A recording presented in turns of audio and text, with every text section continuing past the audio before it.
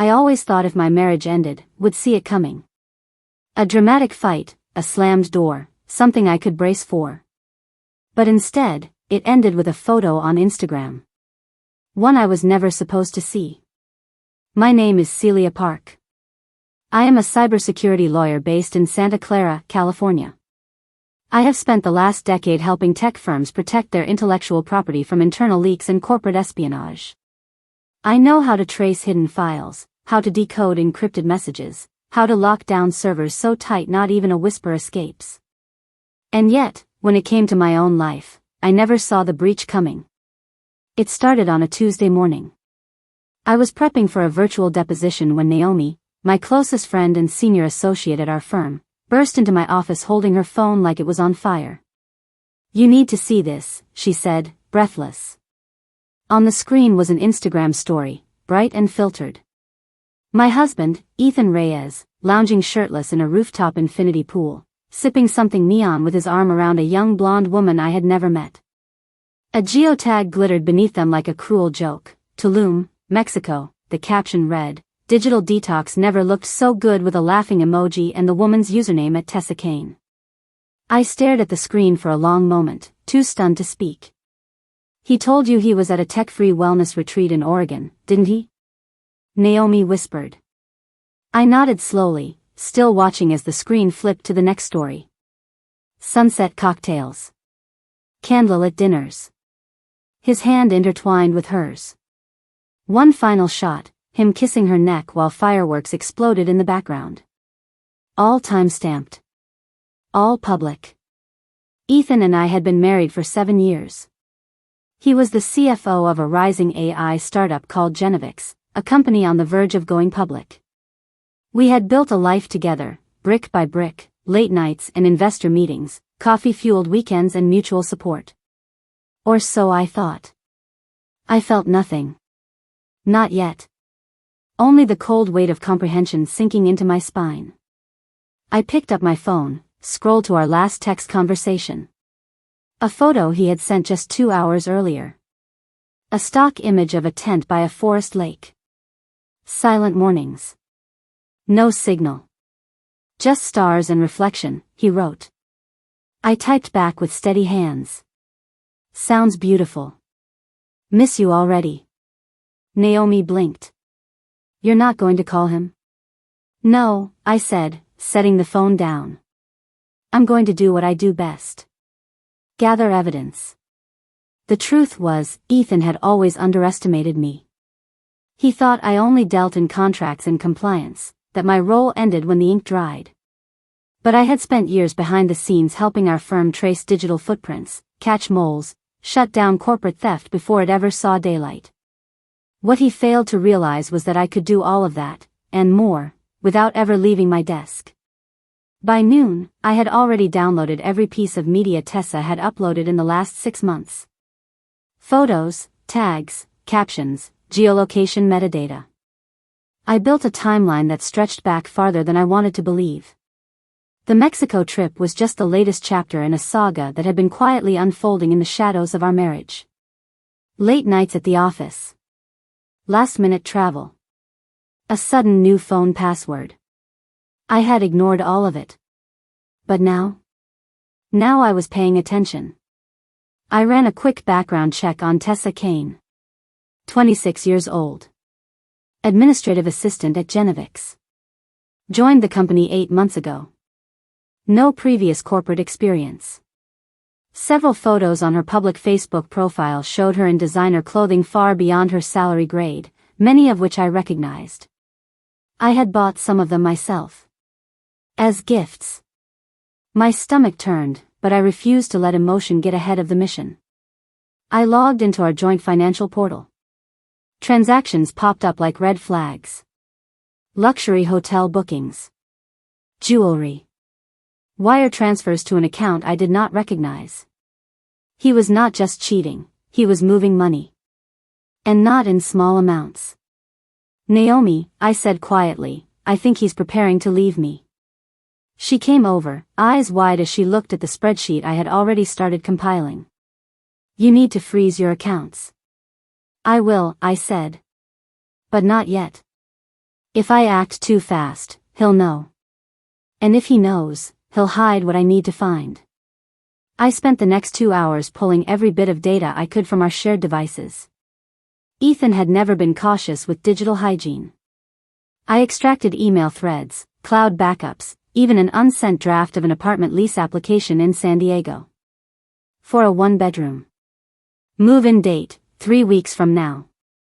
That was the moment the ice cracked beneath my ribs. He wasn't just preparing to run away with her. He was preparing to erase me. Naomi placed a hand on my shoulder. Do you want me to stay the night? I'll bring wine. And popcorn. I shook my head. I need time alone. I need to think. That night, I sat in our kitchen staring at the photo Ethan had sent me. The fake camping scene. I reverse image searched it out of curiosity. It was the second result on Google for the phrase, peaceful tent lake stock photo. I laughed. Quietly. Bitterly. Then I opened a new document and labeled it.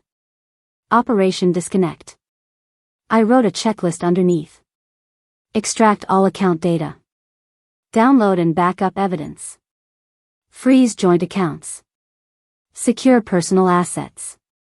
Notify Genevix HR anonymously. Change locks. Lawyer up. At the very bottom, I wrote. End it. Completely, ***. Not with a fight. Not with tears.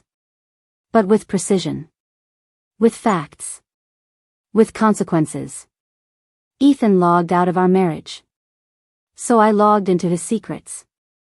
And he was about to learn what happens when you marry a woman trained to follow the data all the way to the end. I closed my laptop just as another photo pinged onto Naomi's phone. She sent it to me without comment. Ethan. Smiling on a private catamaran. Caption, finally free. I smiled too. He had no idea what freedom was about to cost him. The next morning, I didn't go to work. Instead, I drove to the Herman Federal Credit Union branch off El Camino Real, the same one Ethan and I had opened our joint account in 5 years earlier. The banker recognized me immediately. I smiled politely as I took a seat in his private office and slid a printed spreadsheet across the desk. These are suspicious transactions linked to our joint accounts, I said. I'd like to initiate a temporary freeze on all access, and open a separate secure account in my name only. Effective immediately. The banker read the list.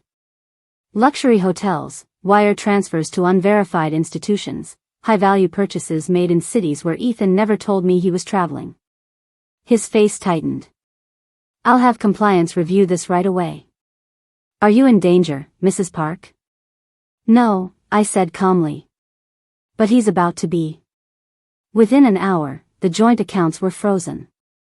I rerouted my automatic deposits, moved my personal savings, and flagged the suspicious transfers for the bank's fraud department. When Ethan eventually tried to pay for his vacation suite in Tulum or maybe buy Tessa another bracelet, he would find nothing waiting on the other end of the transaction. I didn't want revenge. I wanted control. Back home, I began packing. Not my own things, his. Everything Ethan owned went into thick black trash bags. Custom suits, golf polos, noise-canceling headphones, and the imported Japanese coffee grinder he swore he couldn't start a morning without. I bagged each item without a second thought and lined them up on the driveway like trophies. He would arrive to find his possessions exiled from the home he no longer belonged to. By noon, the locksmith arrived. I had the entire house rekeyed, including the garage and patio doors. Then I moved on to what mattered most, Genevix. I had represented startups long enough to know their corporate policies better than they did. And Genevix, like most modern firms, had one very clear clause in their employee handbook: romantic or sexual relationships between direct supervisors and subordinates must be disclosed immediately, and any concealment could lead to termination or legal liability. I had reviewed this exact handbook last year as a consultant. I still had the email thread from their HR director, Deborah Kay. I drafted a professional, anonymous message and attached carefully curated screenshots from Tessa's Instagram. I chose only the posts that clearly showed Ethan's presence, and her captions that referred to my brilliant boss or late-night startup life with my favorite guy. There was no need to overplay it. The photos spoke for themselves. Less than 30 minutes later, I received a brief reply. Thank you for bringing this to our attention. This will be escalated immediately. I knew what that meant. Internal investigation.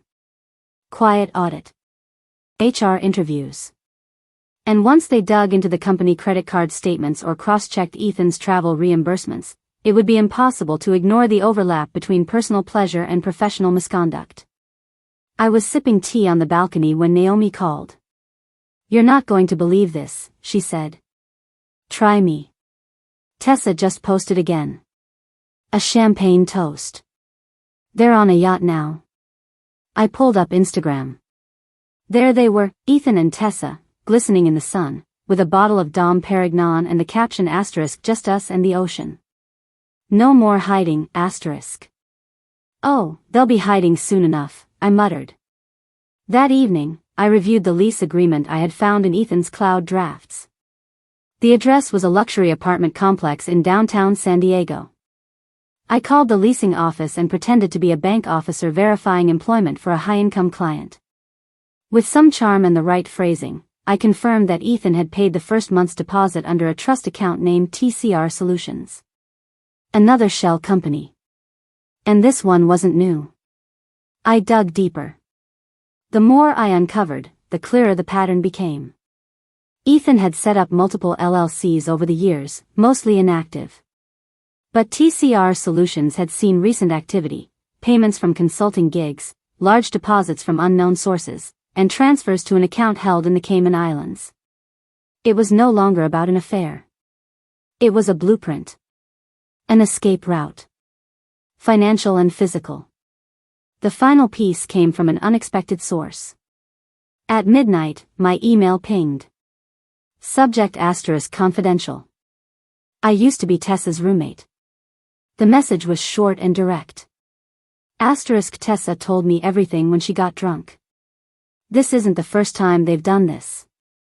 Ethan pretends to fall in love with someone younger, gets access to executive-level data, then threatens to expose sensitive information unless he's paid off. Only this time, she actually fell for him. And now she's in over her head, *. If you want more, call me.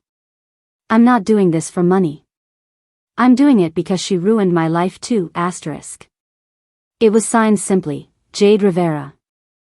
I leaned back in my chair, the pieces clicking together like a lock turning open. Ethan wasn't just cheating. He was conning. This was extortion wrapped in romance. A polished version of digital blackmail. And it was not his first time. Now it was personal. Not just for me, but for every name I would soon uncover. Jade had no idea how helpful she had just been. I had a new lead. And a whole new case to build. At the top of my screen, Ethan's name appeared again. Another message. * miss you, babe. Hope you're doing okay without me. Can't wait to see you soon, *. I stared at the words, feeling the old anger begin to twist into something colder. Cleaner. I smiled as I typed. * missing you too. Hope you're finding what you're looking for out there, *. Because I already had. The next morning, I met Jade Rivera at a quiet cafe on the outskirts of Santa Clara, far from any place Ethan or his startup circle would frequent. She arrived wearing oversized sunglasses and a black hoodie, her posture cautious but steady. You're Celia, she said, scanning the space before she sat down. You're a lot calmer than I expected. I've had practice, I replied. Tell me what you know. Jade pulled out a flash drive and placed it between us like a loaded weapon. Tessa used to talk in her sleep, she said. Or at least, drunk Tessa did. She and Ethan have been pulling this kind of scam for years. She'd get close to executives, men or women, who were already struggling with public image or hiding some internal misconduct. Ethan would fall for her, get access to their private files, and together they'd blackmail the targets. Threatened to leak photos, recordings, trade secrets. I sat back, my pulse sharp. How many victims? At least 3 that I know of, Jade said. She mentioned a biotech founder in Boston. A crypto investor in Austin. Both paid up to avoid public fallout. But she slipped up this time. She fell in love with Ethan. Started posting about him. Got messy. Got emotional. And Ethan? I asked. How did he react? He flipped. Started blaming her for everything. Said if anything went south, she'd be the one to take the fall. I took the flash drive and slipped it into my purse. What's on here? Backup copies of messages. Some voice memos.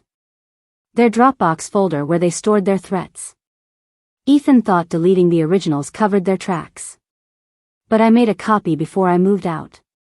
She paused, then added quietly, I know I could get in trouble for this. But I lost my job because of what she did. She used my name on a shell lease and I got flagged in a credit scam. I want them exposed. You just gave me everything I need, I said. And I will use it. That evening, I sat in my home office alone, listening to one of the voice recordings. Ethan's voice, low and cold. Do not screw this up, Tess. You're not supposed to post anything. That's how we got away with it before. You think they'll care about your tears when we're both facing federal charges? There it was. Not just betrayal. Not just fraud. A confession. I saved the file to 3 encrypted backups and drafted a confidential memo to Agent Keller at the FBI's cybercrime unit. We'd worked together once before on a corporate breach involving insider threats and offshore laundering. I knew how to write a message that would cut through red tape. By morning, she had responded.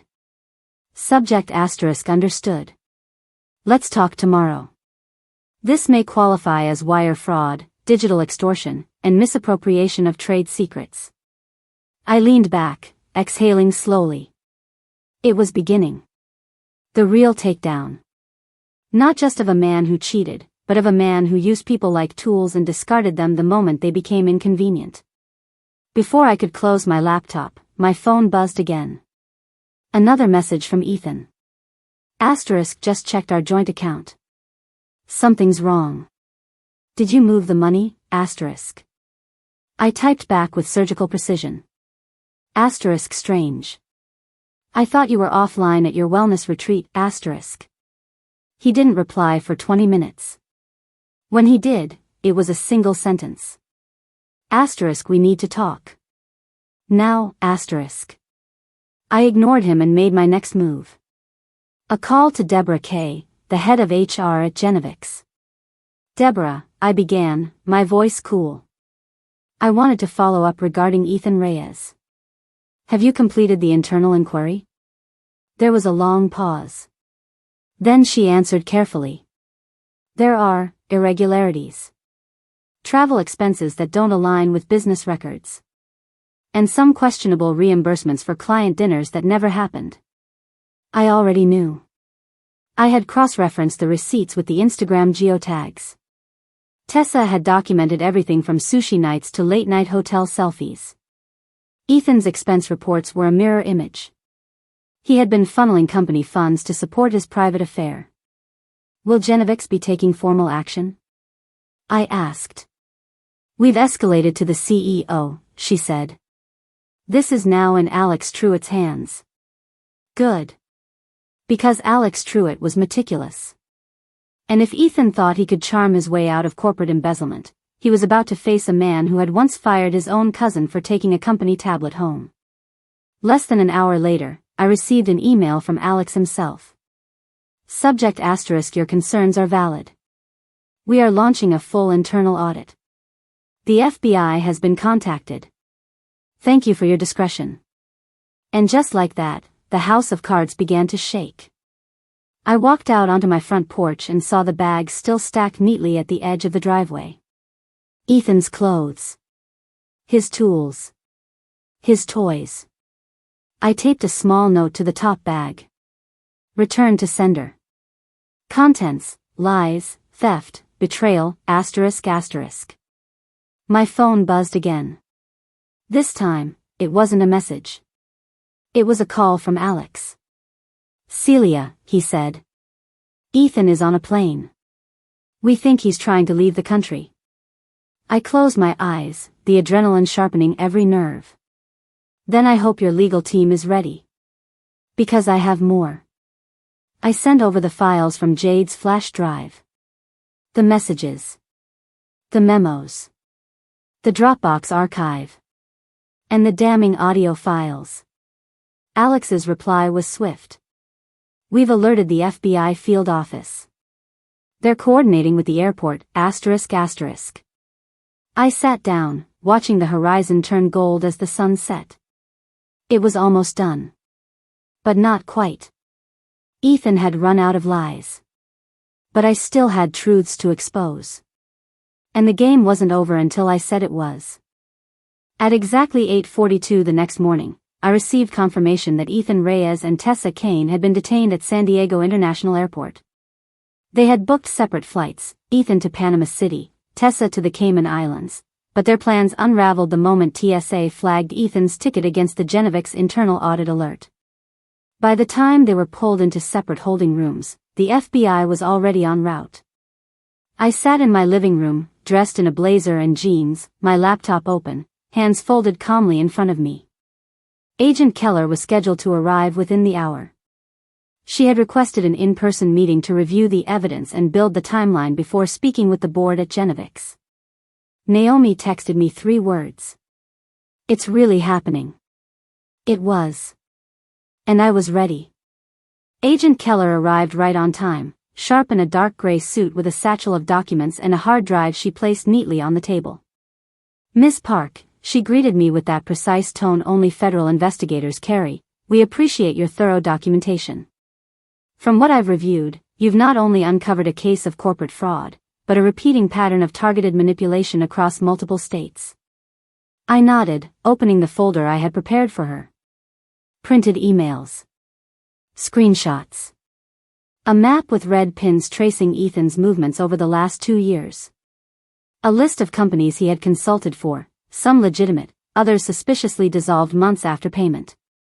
Keller's eyes narrowed as she reviewed the folder. "And this roommate, Jade Rivera, she's prepared to testify?" "She's afraid," I said honestly, "but she's ready." Keller tapped her pen against her notebook. "We have a preliminary list of 6 potential victims across 3 industries. The financial trail alone exceeds $3.7 million.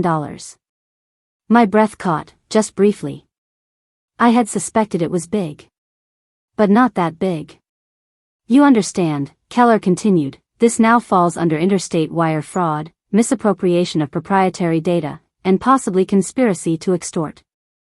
Your husband, your estranged husband, is looking at serious prison time." I stared at the floor for a long moment, letting those words settle. "My only goal," I said, "was to stop him before he could do it again. I never expected to uncover this much." Keller leaned forward. "Most people in your position would have reacted emotionally. You handled this with precision." I didn't reply. Because inside, I was still reeling. Still carrying the betrayal like a slow leak inside my chest. But I also knew this: grief could wait. Justice could not. The meeting ended with a transfer of files and a quiet agreement that I would remain available for additional statements.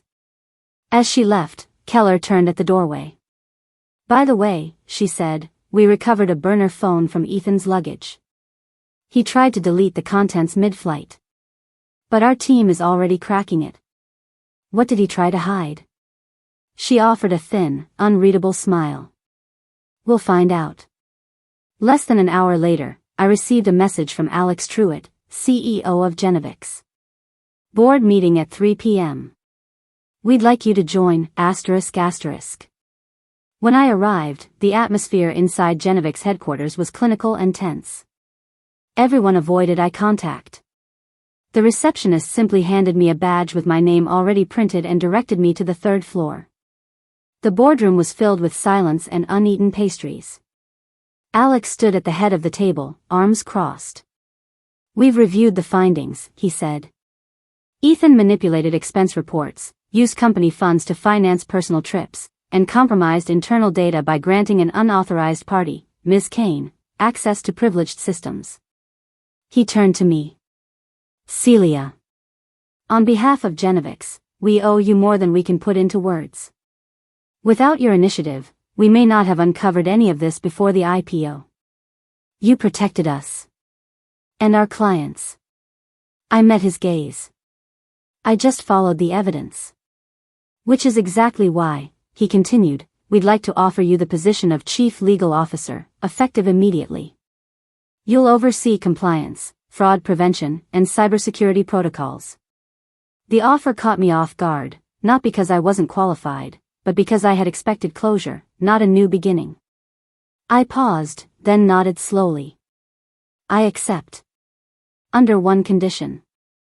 Alex raised a brow. "Name it." "I want full access to the post-mortem files. Every message. Every leaked file. Every name Ethan and Tessa targeted. We're not just cleaning up. We're preventing this from happening again." His smile was faint but certain. Done. That evening, as the sun dipped low across the Santa Clara skyline, I walked into my office, my new office, on the top floor of Genovix. It still smelled of fresh paint and new carpets. The nameplate on the door had been rushed into place. Celia Park, Chief Legal Officer. Naomi arrived with takeout and a bottle of wine. "Do I need to bow?" she teased, holding up the food like an offering.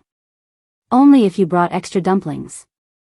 We sat on the floor, heels kicked off, documents spread between us as I recounted every step of the day. Naomi grew quiet. "Do you think he'll actually serve time?" "He will," I said. "Agent Keller doesn't play games. And with what we found on that burner phone." I didn't finish the sentence. I didn't have to. Because whatever was on that phone wasn't just Ethan's downfall. It might be the beginning of an even deeper web. I was no longer just his wife. No longer just the betrayed partner. I was the lead investigator in a case he never imagined would exist. And I wasn't done yet. The following morning, a courier delivered a sealed envelope to my office at Genovix. No return address. No name. Just my title printed cleanly across the front, Celia Park, Chief Legal Officer. Inside was a single USB drive and a folded note that read, "If you want to know how deep the hole goes, start with this." No signature. But I had a strong guess where it came from. I shut my office door, inserted the drive into a secure virtual machine, and opened the directory. Dozens of encrypted files filled the screen, all named with innocuous labels like conference notes, Financials 2022, Client Q4 Draft. But I knew what I was looking at. Hidden behind those harmless names was something far more dangerous, obfuscated metadata trails. Buried inside one file was a document containing login credentials to cloud repositories Ethan had never used at home, at least not on our shared network. They were stored under aliases, one of them using Jade Rivera's name. I copied every credential, locked them behind a firewall, and contacted Agent Keller. Within 30 minutes, she was on the line. "Our digital team accessed the accounts," she said. "These aren't just backup folders. They're evidence caches. Photos, emails, even call recordings." I could hear the shift in her tone, sharper, more alert. "There's a list," she added. "A spreadsheet of targets. Names, positions, assets, vulnerabilities. It's like a playbook." I leaned back in my chair as a cold realization settled into my chest. "So he's been mapping victims." "Yes," Keller said. "And Genovix executives weren't the first. Or the last. There are entries going back 4 years. Including one from your own firm, Celia." I froze. "What?" "There's a file labeled Lambert and Marks, primary target, C. Park. Dated 6 months before your marriage." The words hit like a slap. I knew Ethan was manipulative. But this was something else. I opened the linked directory while she stayed on the call. There it was. A folder with my initials, notes about my early cases, my success rate, how much my firm billed per hour when I was assigned. But worse, his own commentary. Asterisk high potential. Low suspicion. Trust-oriented personality. Strong earning forecast. Would delay legal action if deceived emotionally. Weakness, loyalty, asterisk. My hand shook on the mouse. He profiled me, I whispered. He did more than that, Keller said. He tracked you before you ever got married. That's not a romance. That's premeditation. I ended the call shortly after, my mind reeling with 1,000 thoughts. Every memory. Every intimate moment. Every anniversary. Was it all part of some sick investment? Naomi came into the office around noon and immediately noticed the storm on my face. What happened? I told her everything. She didn't speak for a long time.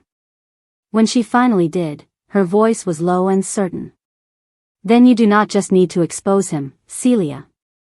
You need to bury the myth of him. That night, I combed through the archive. It wasn't just a personal vendetta anymore.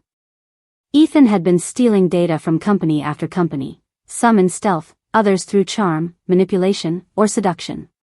He had built an empire of secrets. Some files were titled after initials I didn't recognize. Others included contracts with forged signatures. There were audio clips, recordings of Ethan coaxing passwords out of naive assistants, playing dumb with IT teams to gain back-end access, even feeding false tips to reporters to tank competitor valuations. But one file, made me stop breathing. It was a screen recording of Ethan remotely logging into Genovic servers from a hotel room. He opened a restricted development folder and downloaded proprietary code for the company's flagship AI algorithm. The timestamp was 6 weeks ago. That theft alone could sabotage Genovic's entire product launch. And it proved Ethan's intent wasn't just personal or financial. It was strategic, malicious, and possibly industrial espionage. I packaged everything, encrypted it, and scheduled a secure call with Alex and Keller for 8 a.m. the next morning. But at midnight, my phone buzzed. Unknown number. One text. You weren't supposed to see that. I stared at the screen.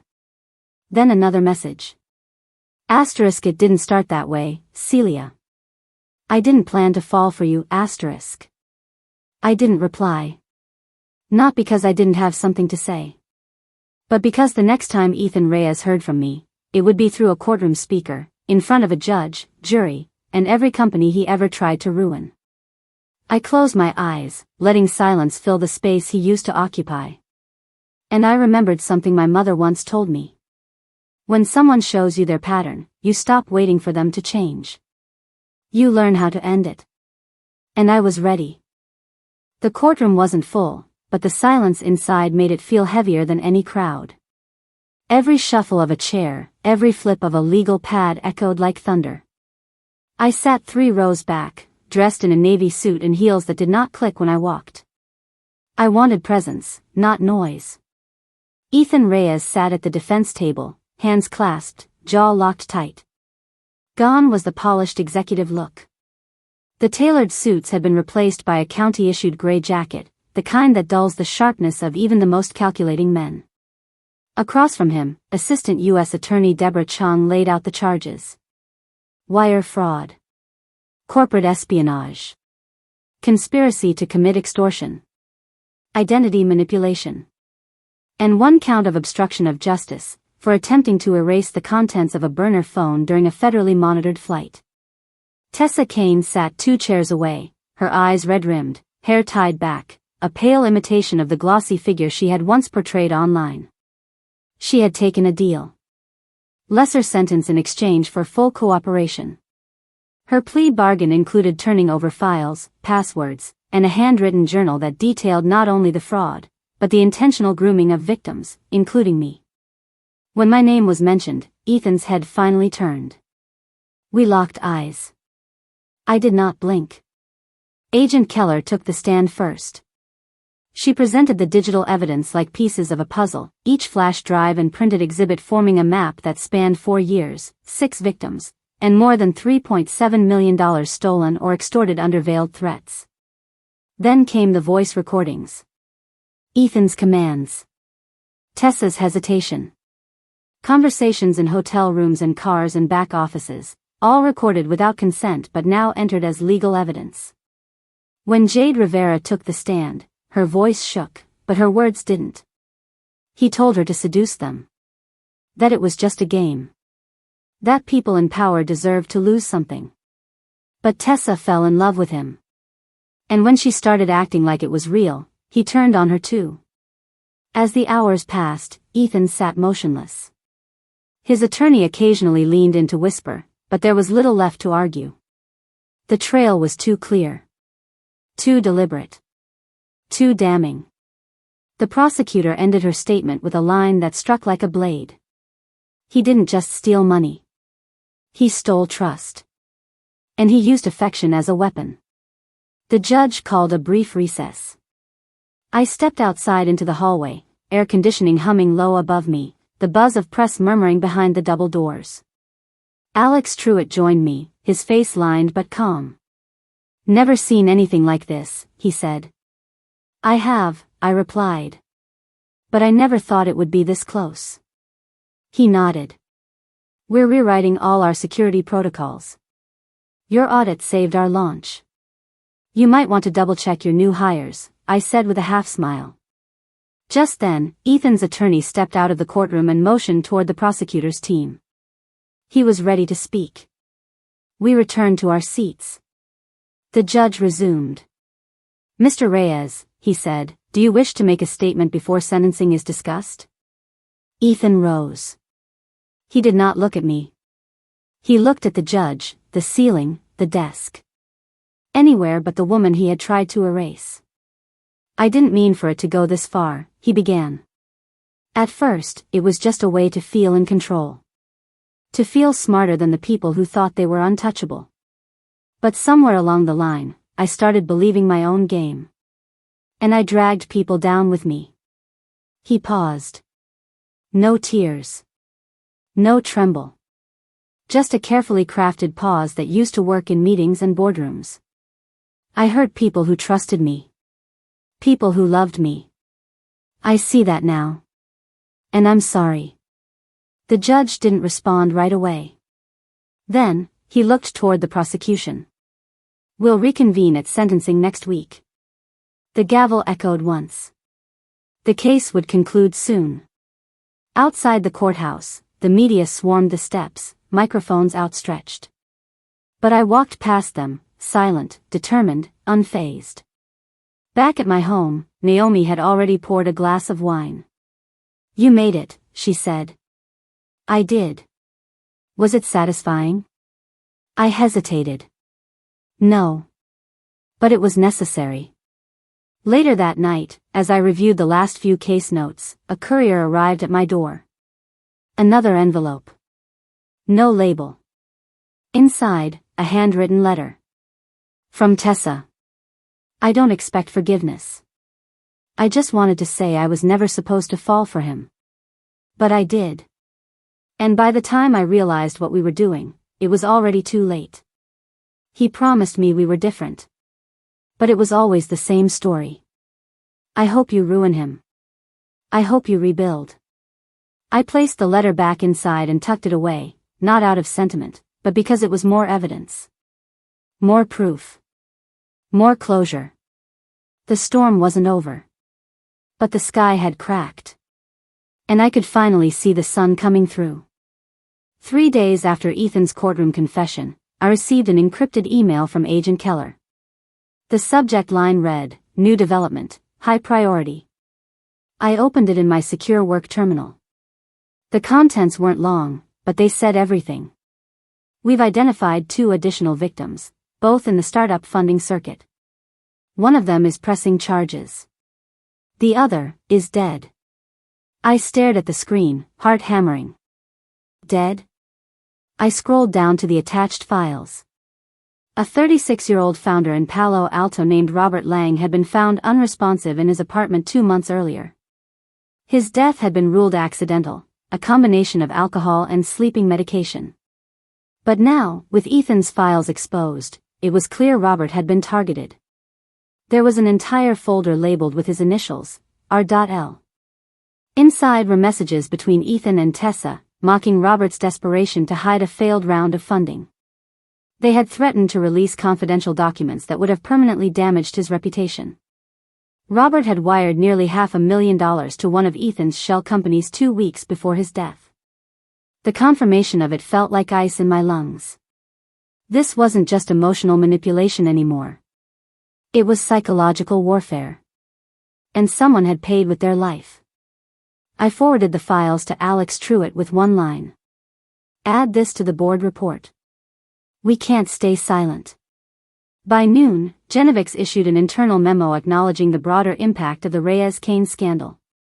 I made sure every sentence included language about ethical oversight, new protocols, and company responsibility.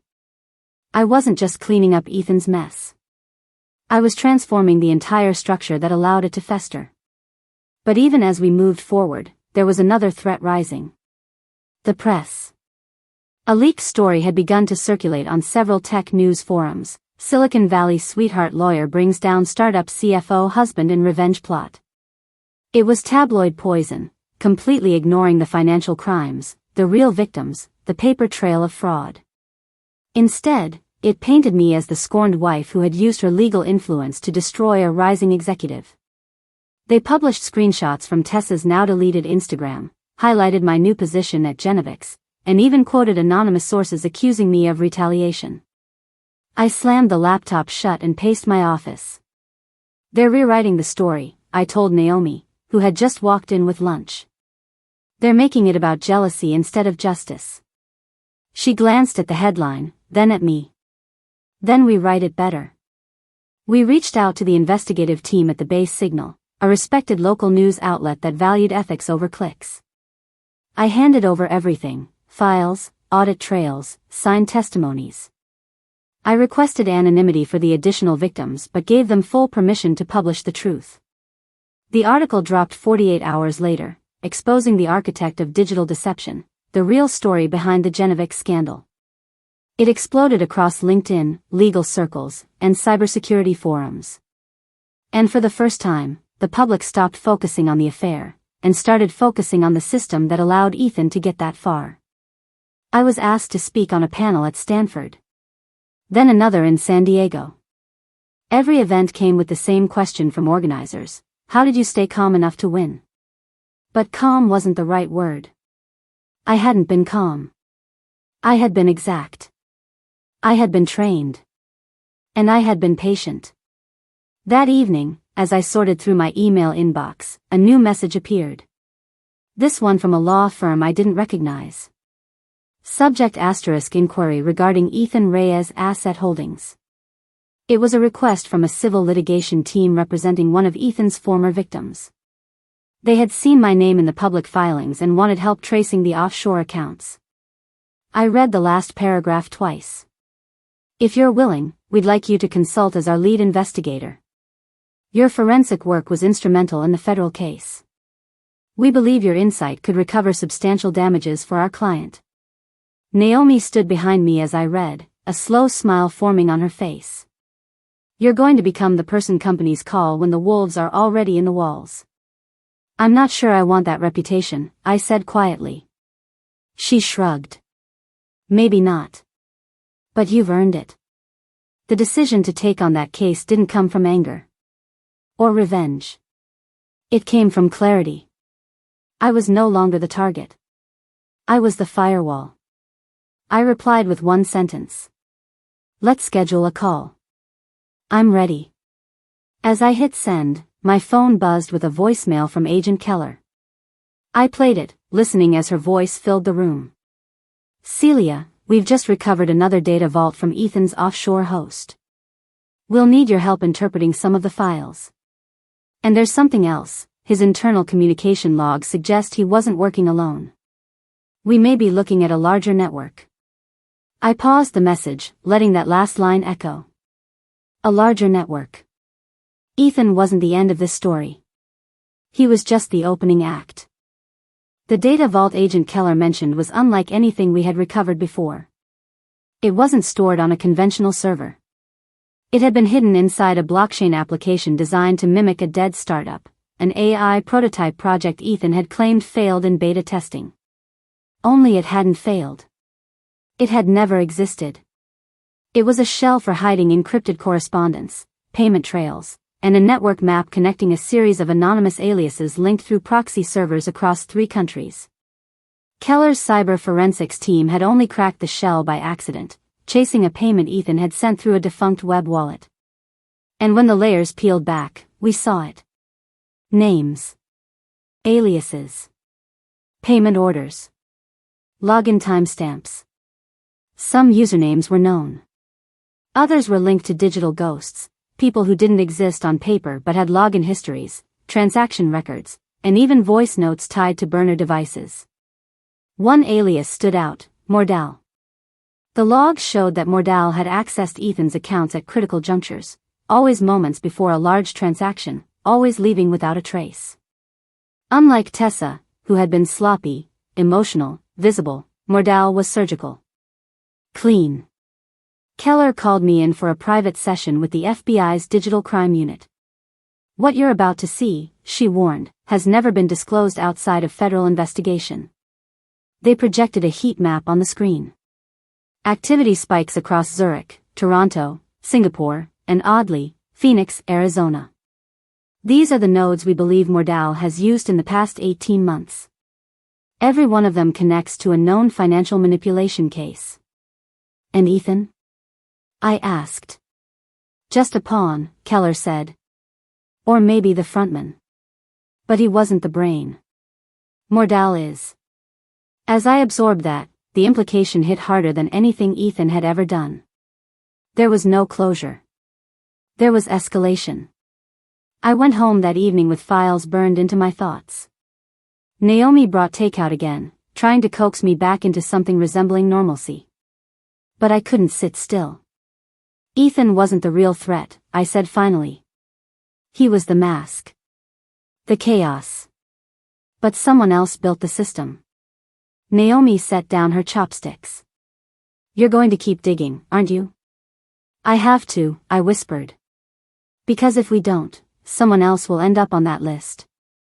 The next day, I returned to Genovix and initiated a full-scale systems audit, not just on past accounts, but on dormant infrastructure.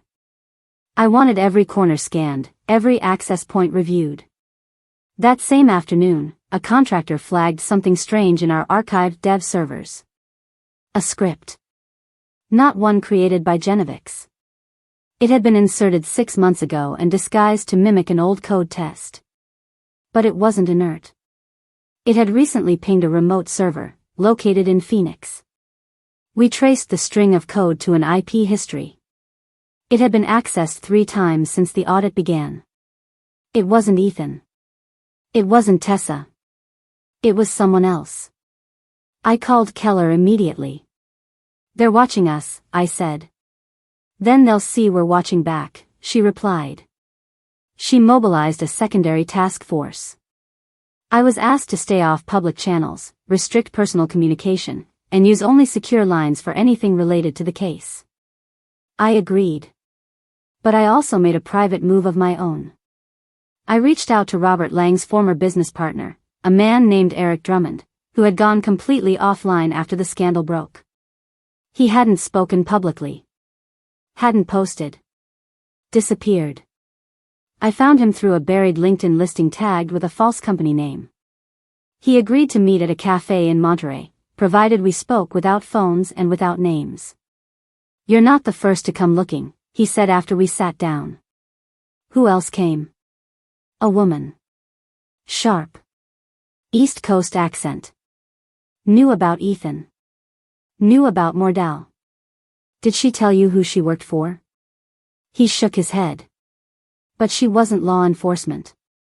She was, colder. I slid a photo across the table, an FBI sketch of a potential collaborator based on extracted metadata and partial webcam stills. He nodded slowly. That's her. Her alias, according to the files, was Ira. She had transferred funds out of Lang's account 10 days before his death using a cloned identity of a nurse from Palo Alto General. Keller confirmed later that night that Ira and Mordal were connected. 2 aliases. 1 operator. Or 2 working as one. And they weren't done. The most recent server ping from the Phoenix node? It happened 2 hours after my visit to Eric Drummond. They were watching me. Following. Testing the perimeter. The game Ethan had started was no longer a courtroom battle. It was a cyber war. And I had just stepped onto a battlefield far bigger than marriage, betrayal, or revenge. This time, the stakes weren't personal. They were systemic. The morning air in Santa Clara felt too still for what I knew was coming. I sat at my desk in the Genovix headquarters, watching as system security logs updated in real time. Every 10 minutes, the same anomaly repeated. An encrypted signal bounced off one of our dormant backup servers, triggered a data query, and disappeared. Same string. Same timing. No trace. Keller's team had already set up a mirror trap, a decoy server mimicking Ethan's old cloud vaults, seeded with fake files and harmless metadata. If our unknown intruder took the bait, we'd have a direct path to trace. But they didn't take it. They waited. And then they moved. At 3:14 p.m., the Genovix firewall tripped an alert. Someone was inside the root system, not through brute force, but with an internal key. A master-level clearance credential that hadn't been used in over 2 years. Who had that access? I demanded. One of the junior tech officers at the company paled. Only 2 people, he said. Ethan Reyes and Marcus Ellery. The names stopped me cold. Marcus had been Ethan's mentor, the founding CTO of Genovix. He had stepped down quietly during a reorganization and vanished into the venture capital world. Most assumed he had retired. Others whispered he had been forced out after a disagreement with the board over proprietary tech. But now, his credentials had just opened a door only Ethan had access to. I called Keller. We've got a new name. Within 2 hours, her team had pulled up flight records, email patterns, financial transfers. Marcus had been quietly moving money into anonymous corporate wallets for months. His last known IP address was flagged in the same Phoenix radius where the Mordal signals originated. The man who had once built the security protocols at Genovix had also built the backdoors. And now he was using them. That evening, I reviewed the earliest audit logs from when Ethan first began accessing restricted company code. And something clicked. The timestamp from Ethan's first breach was 2 weeks before he was officially given that clearance. Which meant someone else gave him the keys. Marcus. This wasn't just a betrayal of me. It was the betrayal of the entire foundation of Genovix. It had started with Marcus, feeding Ethan access, training him how to conceal, how to funnel data, how to leave no trace. And when Ethan became sloppy, Marcus detached, hid behind Mordal and Ira, and watched from the shadows. And now, for the first time, he had made a mistake. I was watching back. We launched a secure sting operation, led by the FBI, with Genovix's full cooperation. I drafted the message myself, tailored to Marcus's known ego and triggers. Subject * confidential opportunity, AI defense contract partnership. A fake proposal. A trap, loaded with traceable links and metadata triggers. We sent it from a shell account tied to a think tank he had previously pitched. He opened the message 3 minutes after it landed. And he clicked the link. It took less than 60 seconds to capture his real IP, trace his device fingerprint, and deploy a silent backchannel monitor. Within hours, the FBI had triangulated his location to a private smart residence on the outskirts of Scottsdale, Arizona. The next morning, a joint task force raided the compound. What they found confirmed everything. Marcus had built a command center, servers, encrypted drives, alias profiles, remote access software. He wasn't just a collaborator. He was the architect. When news broke, the media didn't spin it this time. They had the truth, the evidence, the names. The Silicon Saboteur, former CTO linked to national startup fraud ring. I watched the press conference from my office. Keller stood beside the U.S. attorney as they outlined the scope of the operation. Marcus Ellery had facilitated digital crimes across 6 states, orchestrated a decade-long system of intellectual property theft, and trained others, including Ethan Reyes, on how to execute precision fraud. Ethan was just the first to fall. Tessa, already in federal custody, provided a full statement implicating Marcus as the one who encouraged the targeting of emotionally isolated executives. And as I stared at the television, I felt something unfamiliar wash over me. Relief. Not the kind that wipes away pain. But the kind that comes when you've finally reached the last chapter of a long, brutal book. Later that night, Naomi brought me a file. "This came through legal," she said. "It's a notice." I opened it. Ethan Reyes had officially submitted his plea. He was accepting a sentence of 15 years in federal prison in exchange for full cooperation against Marcus. The irony wasn't lost on me. The man who once mocked weakness was now begging to avoid being crushed by the empire he helped build. I stepped outside and watched the city lights flicker across glass towers. Somewhere beneath those lights, other schemes were being born, other wolves still prowled behind keyboards and masks. But I wasn't afraid. Because now, I knew the signs. Now, I had the tools. And if they ever came for me, or the companies I was sworn to protect, I would be waiting. With firewalls. With facts. And with fury. The office smelled of fresh paint and startup optimism. Lights spilled across the glass walls of the new headquarters in downtown San Francisco, where the name Cipherline gleamed in brushed steel letters behind the reception desk. This was my beginning. Not built on rage. Not shaped by vengeance. But born from a promise. To never again let someone like Ethan Reyes or Marcus Ellery walk unnoticed through the back doors of brilliance. To guard the ideas that changed the world. And to ensure no one else had to recover from betrayal in the dark. I sat in my new chair, real leather, not leased, and stared at the framed blueprint on the wall. It wasn't a company policy. It was a capture. The original firewall diagram I had sketched the night I traced the breach. The one that cracked Ethan's secrets wide open. Every line, every port, every redirect, it was the shape of how I fought back. The press had tried to define me. Some painted me as the betrayed wife turned tech avenger. Others called me a digital whistleblower or the firewall widow. But those titles didn't bother me. Because the ones that mattered came from those who came after. The first client Cipherline took was a small biotech firm.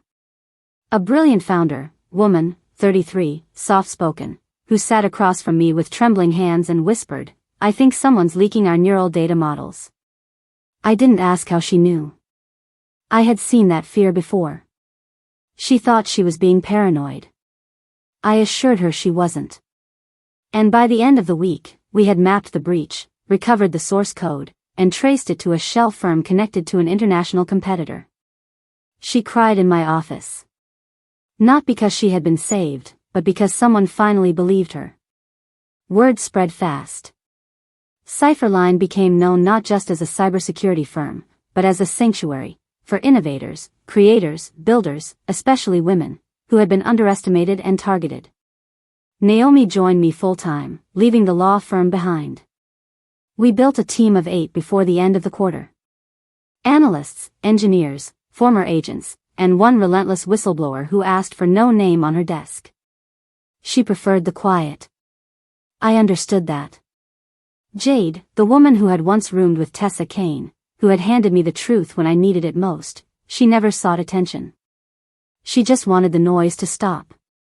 And she wanted to help make sure no one else had to endure the silence. The day Ethan's sentencing went public, I didn't watch the hearing. I went for a walk instead. Past the same cafe where he had proposed to me with trembling hands and a white gold ring. passed the bookstore where I had once found him reading a title I later learned he'd never finished. I stopped at the park near Genevix's old office, where engineers now gathered in hoodies and beanbags for late afternoon brainstorms under string lights. No one recognized me. And I liked it that way. Later that night, I received an email. Subject line, "Thank you." The message was from Deborah Kay, the HR director who had been ousted after the internal review. She had since moved to a public ethics watchdog group for tech companies. Her note was simple. "You gave me back my voice." I closed my laptop and poured a glass of wine. And for the first time in a very long time, I slept without checking the door twice or locking the screensaver. The world hadn't changed overnight. Bad actors still moved through boardrooms. Secrets still sat encrypted behind friendly logos. But now, so did I. And if they tried to bury another secret, they'd better pray I wasn't watching.